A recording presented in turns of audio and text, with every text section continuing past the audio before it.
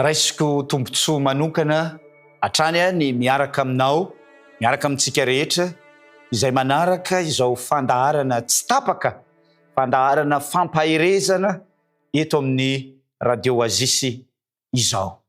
Andeha hivavaka isika mialohan'ny andraisantsika izany fampaherezana izany amin'ity fotoana ity. Hivavaka isika. Andriamanitra raio, misaotranao izay satria afaka mifampahery mandray ny teninao eto amin'ity toerana ity. Tompo malalo, meteza ianao mba hamindra fo aminay, meteza ianao amela ny elokay, ary meteza ho ianao ampiteny ny mpanomponao, meteza ianao aniraka ny fananao masina any amin'ireo mpiaino rehetra, ary amangy ny isa-tokantrano izay manaraka ity fandaharana ity. Amin'ny anaran'i Jesosy.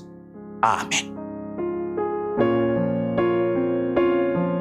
Ry hava-malala, androany isika dia hiditra eo amin'ny lohahevitra fahatelo izay ao anatin'ilay lohahevitra lehibe manao hoe tsy irery ianao. Tsy irery ianao, sapao ny heriny. Tsy irery ianao, sapao ny heriny. Ao amin'ny Isaia toko faha-efapolo. Isaia toko faha-efapolo dia eo amin'ny andininy fa 7:20.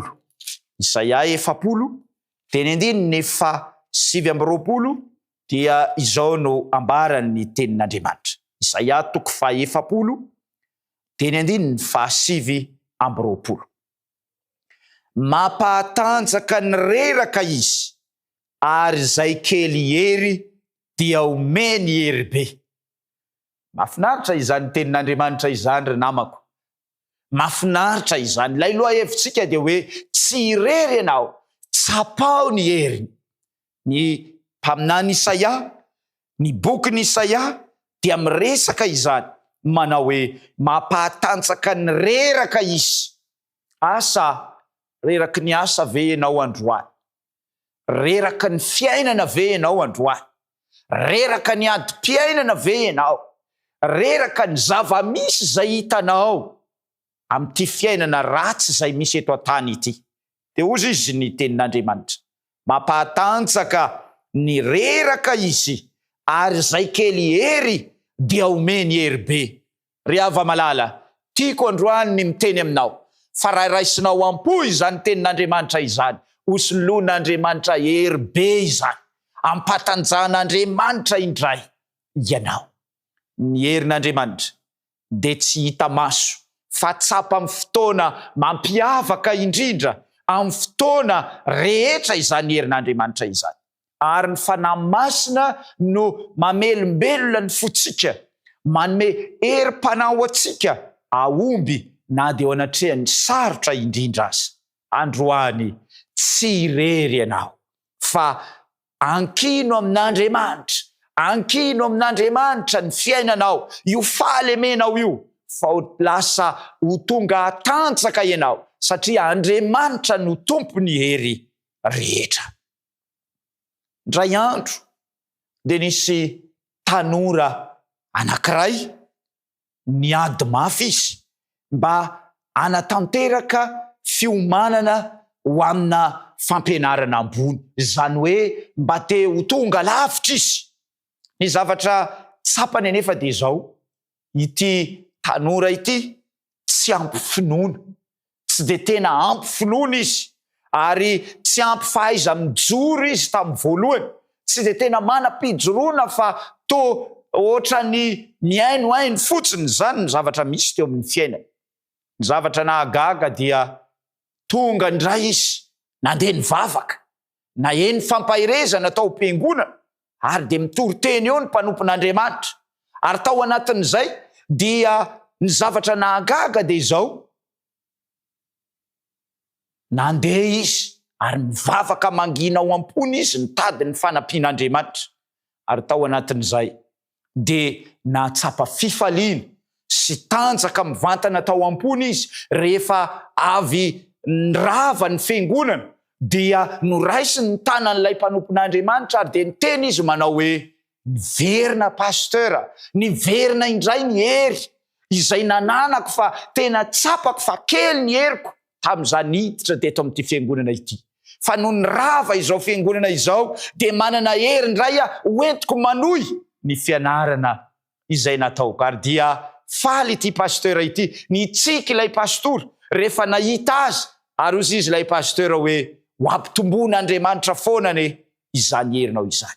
Ao amin'ny Zakaria 4:4 dia ny 5 dia izao no lazainy tenin'Andriamanitra ao amin'ny bokin'ny Zakaria 4:4 dia ny 5. Izao no lazainy tenin'Andriamanitra. Dia namaly izy ka nanao hoe izao ny tenin'i Jehova, tsy amkerina mipahatanjahana fa mifanako o Jehova tompony maro. Ry hava malala, izany ny tenin'Andriamanitra amin'io asanao mavesatra io, amin'io adi-piainana izay lalovanao io, amin'ny zavatra rehetra mety mahatsapa ho kely hery ianao, dia izao raiso ny tenin'Andriamanitra ho apinga, raiso ny tenin'Andriamanitra ho fiainanao. Dia ozy izy hoe aza mandeha irery, aza mandeha amin'ny herin'ny tenanao fotsiny. Fa ny bokin'ny Zakaria dia miresaka an'izany hoe alao tsy ataontsika miherin'ny tenantsika izany, tsy ataontsika mifahatanjahantsika izany, fa angataka ny fanampian'Andriamanitra isika hoe tsika manatanteraka izany. Izany hoe naketraka ianao, nareraka ianao, Andriamanitra dia manome hery vaovao anao rehefa miantehatra amin'Andriamanitra ianao. Aoka hitoky amin'ny fanan'Andriamanitra ny fiainanao, aoka hitoky amin'ny herin'Andriamanitra ny tokantrano, aoka hitoky amin'ny herin'Andriamanitra amin'io fahaizana io, fa ataon'Andriamanitra mihoatra no ny fahaizana efa nanananao ny mbola omeny ianao. Ho anao ary androany, efa mba nitsapa, efa noraisinao ve ny herin'Andriamanitra? Androany ny fampahirezana dia miteny manao hoe tsy irery ianao, tsapao ny heriny, azo tsapaina ny herin'Andriamanitra ry hava malala rehefa mitoky eo aminy isika. Engane ianao izay nanaraka teto androany mba ho tena fiainana mivelona, mitoky amin'izany tenin'Andriamanitra izany mandrakariva ny fiainantsika tsiraray avy. Andeha hivavaka isika ho setriny izany tenin'Andriamanitra izany. Ray malalo, mila ny herinao izahay. Misy fotoana Tompo dia nandeha tamin'ny herin'ny tenanay izahay, ary zavatra tsapanay nefa dia tsy ampy izany, fa mila ny herinao izahay, mila ny famindramponao izahay, mila ny fitiavanao izahay, mila ny valim-bavaka avy aminao izahay.